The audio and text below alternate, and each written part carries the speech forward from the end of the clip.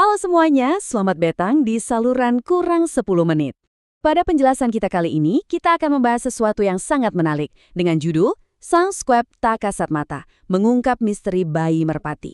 Coba deh kalian ingat-ingat, pernah nggak sih kalian jalan-jalan di taman atau mungkin lagi nunggu kereta di stasiun, terus ngelihat puluhan bahkan ratusan burung merpati kumpul di sekitar kalian? Pasti sering banget kan? Tapi coba kita pikirkan satu hal yang mungkin nggak pernah terlintas di benak kita sebelumnya. Pertanyaannya simpel banget. Mengapa kita hampir nggak pernah melihat bayi merpati di jalanan? Serius deh, coba dipikirkan lagi. Kita kan ngelihat merpati dewasa ini setiap hari di hampir setiap sudut kota di seluruh dunia. Populasinya aja bisa sampai ratusan juta ekor. Tapi, di mana bayi-bayinya? Apa iya mereka tiba-tiba muncul langsung jadi burung dewasa? Nah, hari ini kita bakal ngebongkar misteri ekologi perkotaan yang satu ini lewat fakta-fakta ilmiah yang benar-benar bikin geleng-geleng kepala. Oke, langsung aja kita lihat agendanya. Pertama, misteri bayi burung merpati. Kedua, arsitektur sarang dan habitat. Ketiga, keajaiban susu tembolok merpati. Keempat, transformasi kilat sang bayi. Kelima, cara mengenali merpati remaja. Dan yang terakhir, mitos merpati di Indonesia. Bagian pertama, misteri bayi burung merpati. Bagian kedua, arsitektur sarang dan habitat. Jadi, buat tahu di mana para bayi ini ngumpet, kita literally harus melihat ke atas. Gini ya, merpati kota yang sering kita lihat itu sebenarnya adalah keturunan dari merpati batu liar. Kalau ditarik ke sejarahnya, leluhur mereka ini hidup dan bikin sarang di tebing-tebing karang kapur yang tinggi banget, curam, dan terisolasi di pinggir laut. Nah, pas manusia mulai ngebangun kota modern, buat seekor merpati, gedung pencakar langit, kolong jembatan layang, atau struktur beton, itu ya cuma sekedar tebing karang buatan. Ini perbandungan yang nyata banget. Unit AC atau celah sempit di bawah panel surya itu ngasih perlindungan fisik yang persis sama nyamannya dengan ceruk tebing yang tinggi. Bener-bener aman dari pandangan kita dan nggak bisa dijangkau sama predator darat.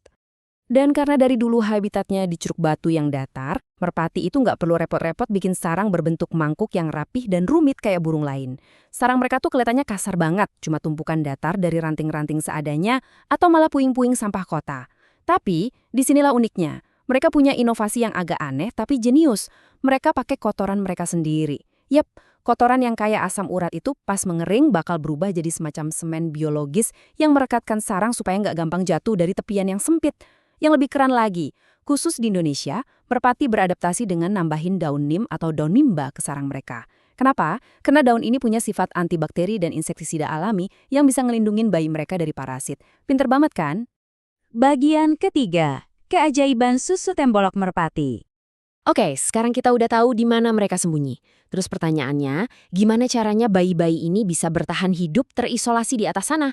Jawabannya ada pada sesuatu yang disebut susu tembolok atau crop milk.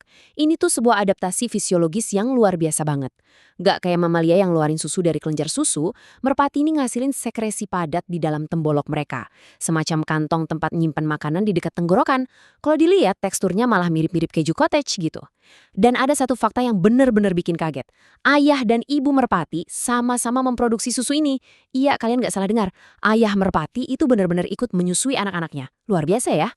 Proses produksi susu tembolok ini diatur oleh hormon prolaktin loh. Ini hormon yang sama persis kayak yang memicu produksi ASI pada manusia.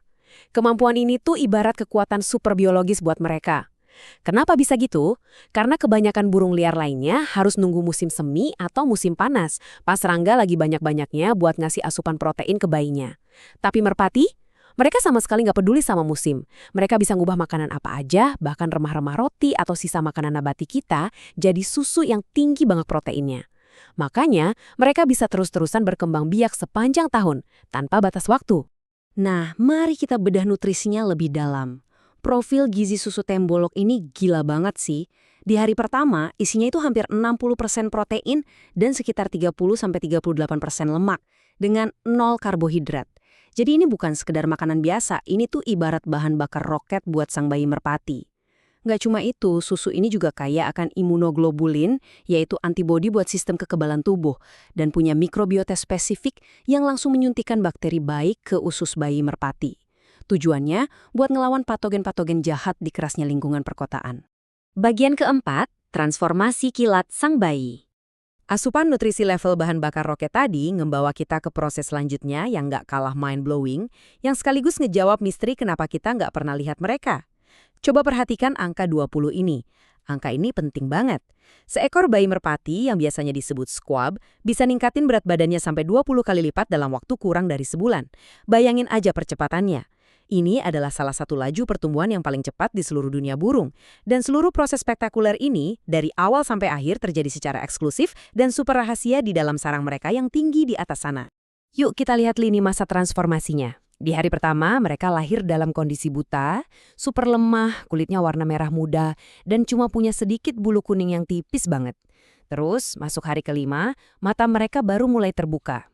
Di sekitar hari ke-16, bulu jarum atau pin feathers mulai mekar, pelan-pelan ngebentuk bulu burung dewasa. Nah, disinilah kuncinya. Mereka bakal diam terus di dalam sarang yang tersembunyi itu sampai 4 atau 5 minggu.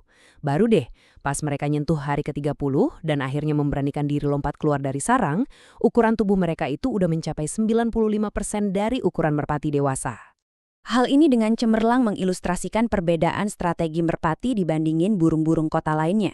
Coba deh kita bandingkan sama burung robin atau burung gereja. Anak-anak mereka tuh sering banget keluar sarang padahal belum bisa terbang dengan lancar. Akibatnya, mereka sering kelihatan lompat-lompat canggung di tanah rumput dan berujung jadi sasaran empuk kucing liar. Sementara itu, merpati milih strategi anak rumahan yang ekstrim banget. Mereka nggak akan pernah muncul ke ruang publik sampai kemampuan terbang dan tubuh mereka benar-benar siap dan kuat. Ini cara paling brilian buat menghindarin risiko jadi mangsa di kerasnya jalanan aspal. Bagian kelima, cara mengenali merpati remaja.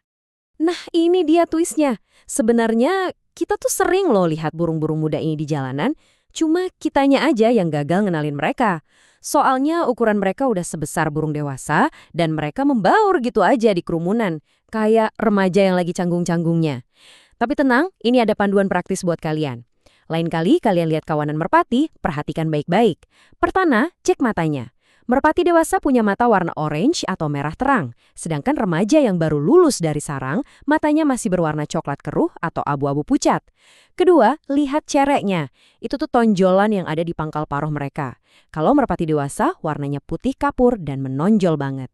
Tapi kalau yang remaja, warnanya masih merah muda ke abu-abuan, kecil dan lembut. Dan yang ketiga, lihat bulu lehernya. Remaja merpati punya bulu leher yang kusam, mereka belum punya kilauan warna metalik hijau dan ungu yang jadi ciri khas merpati dewasa. Jadi, mereka sebenarnya ada di sana, bersembunyi tepat di depan mata kita. Bagian keenam, mitos merpati di Indonesia. Setelah ngebahas tuntas realitas biologisnya, menarik banget kalau kita lihat gimana sih burung ini diposisikan dalam budaya kita sendiri. Walaupun bayi-bayi mereka tersembunyi rapat, merpati dewasa ini benar-benar jadi objek observasi yang sangat melekat di masyarakat kita. Hubungan orang Indonesia dengan merpati itu unik dan kompleks, dan ini tergambar jelas lewat idiom yang pasti kalian tahu, jinak-jinak merpati. Pepatah ini pas banget buat ngedeskripsiin sifat burung yang kelihatannya akrab, gampang dideketin, bahkan butuh struktur bangunan kita buat bersarang, tapi mereka akan selalu punya kewaspadaan liar. Coba aja kalian iseng mau sentuh, pasti mereka langsung terbang menjauh, kan? Dari kedekatan kita ini, lahirlah macam-macam kepercayaan atau mitos lokal, terutama di kalangan komunitas pecintanya. Contohnya, ada yang namanya merpati gendong mayit. Ini sebutan buat merpati yang punggungnya berwarna putih, yang katanya dipercaya punya kecerdasan terbang mistis dan jago banget mengekor lawannya saat di udara. Terus ada lagi mitos jidat jenong. Katanya nih, merpati yang dahinya menonjol itu punya otak yang lebih besar, jadinya lebih gampang dan cepat diajarin. Nggak sampai di situ, ada juga mitos soal nasib, di mana merpati jenis tertentu dipercaya bisa narik keberuntungan finansial yang gila-gilaan buat pemiliknya, atau malah sebaliknya, bikin bangkrut. Poin krusialnya di sini adalah kita bisa ngelihat kontras yang luar biasa. Di satu sisi, secara budaya, kita ngamatin fisik burung dewasa ini sebegitu detail dan obsesifnya sampai dikait-kaitin ke nasib. Tapi di sisi lain, kita benar-benar buta soal fakta biologis yang jauh lebih spektakuler dari bayi-bayi mereka yang tumbuh sembunyi-sembunyi di atas genteng rumah kita sendiri. Jadi, kesimpulannya, ketiadaan bayi merpati di jalanan itu sama sekali bukan konspirasi fiksi ilmiah, melainkan bukti nyata dari keberhasilan desain adaptasi alam liar di tengah hutan beton yang kita bangun ini. Nah, lain kali kalian melangkah keluar rumah dan dengar suara kepakan sayap kawanan merpati, saya tantang kalian nih. Coba perhatikan lebih dekat. Bisakah kalian nemuin para remaja bermata coklat pucat yang lagi nyamar di depan mata kalian? Alam di tengah kota kita ini ternyata penuh banget sama kehidupan rahasia. Kita cuma perlu tahu kemana dan apa apa yang harus dilihat. Terima kasih ya udah ikut gabung di penjelasan kali ini. Sampai jumpa di pembahasan menarik kita selanjutnya.